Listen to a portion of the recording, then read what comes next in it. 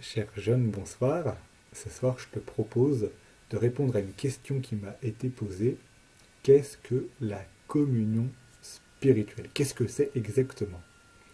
En effet, depuis l'épidémie de coronavirus, nous ne pouvons plus communier. Et on nous dit, ce n'est pas grave car vous pouvez recevoir la communion spirituelle. On pourrait bien se demander si ce n'est pas une stratégie de l'Église pour nous rassurer. Ne vous inquiétez pas, tout va bien se passer, pas de panique. En réalité, la communion spirituelle est très ancienne. Le Concile de Trente au XVIe siècle nous en parle déjà et nous donne sa définition.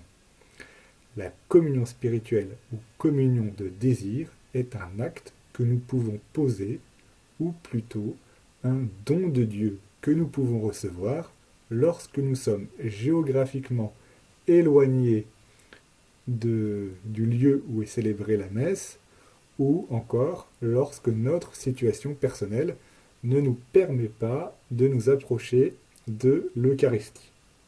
Alors, tu vois que c'est un don de Dieu qu'il nous fait pour des circonstances extraordinaires. Alors, pour bien comprendre pourquoi cela existe, il faut qu'on se rappelle ce que c'est qu'un sacrement. Donc un sacrement, c'est un moyen que Dieu a choisi pour nous donner sa grâce, pour nous donner son amour. Donc, en temps normal, il est bien d'utiliser les sacrements que Jésus a choisis pour qu'on puisse recevoir les dons de Dieu. Alors, je ne peux pas dire, aujourd'hui, je n'ai pas envie d'aller à la messe, je vais me faire une petite communion spirituelle. Non, ça ne marche pas, puisque, comme je l'ai dit, c'est réservé aux situations exceptionnelles. Moi qui célèbre la messe chaque jour, je ne peux pas me dire « Oh, aujourd'hui, je vais me faire ma petite communion spirituelle ». Ça ne marche pas, puisque je peux célébrer la messe. Mais, comme Dieu est tout-puissant, il n'est pas limité par les sacrements. Donc, si nous ne pouvons pas les recevoir, il va trouver d'autres moyens pour nous donner son amour. Aux circonstances extraordinaires, les moyens extraordinaires. Et ce moyen extraordinaire qui t'est proposé, c'est la communion spirituelle.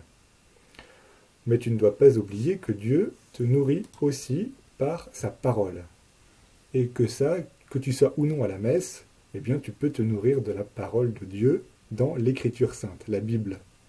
Et donc déjà tu peux voir qu'il y a plusieurs moyens pour Dieu de nourrir ton âme.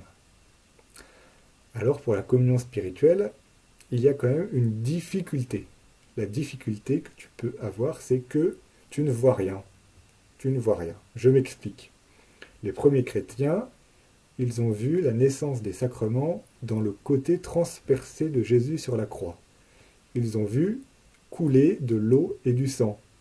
L'eau, symbole du sacrement du baptême, et le sang pour le sacrement de l'Eucharistie.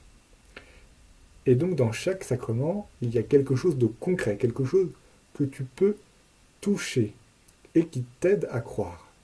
Par exemple, donc quand tu communies à la messe, tu es sûr d'avoir reçu Jésus, puisque tu as reçu l'hostie. Et avec la communion spirituelle, c'est différent parce que tu dois croire que Jésus est venu en toi. C'est donc plus difficile. C'est pourquoi il faut que tu te prépares avec plus d'attention grâce aux 3 étapes. Mais peut-être qu'aussi, cela va pouvoir t'aider à mieux te préparer pour l'avenir à recevoir Jésus à la messe. Donc ce qu'il faut retenir, c'est que la communion spirituelle, c'est un don extraordinaire de Dieu pour des circonstances extraordinaires.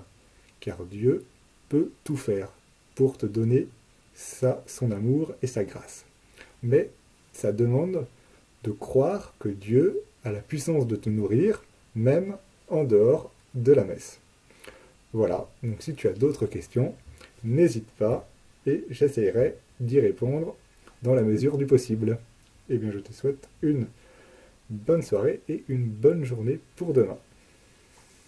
Et bien sûr, ma prière t'accompagne, ainsi que ma bénédiction.